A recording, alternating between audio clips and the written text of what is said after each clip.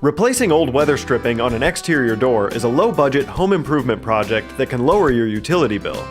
So in this video, we show you a simple way to fix a drafty door. The tools that you may need for this project are new weather stripping, measuring tape, scissors or a utility knife, a dry cloth or paintbrush, a scraper, and pliers.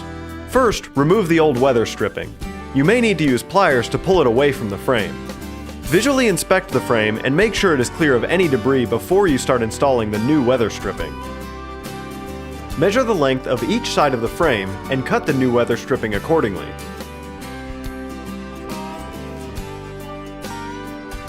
Two common types of weather stripping are vinyl clad with a spline and self-adhesive foam. For vinyl clad weather stripping, once it is cut to the correct length, push the spline into the slot in the door jamb. You may need to use a dull putty knife to push it into place.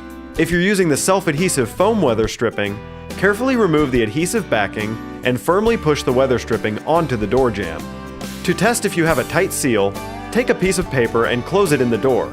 If there is resistance, then your seal is good.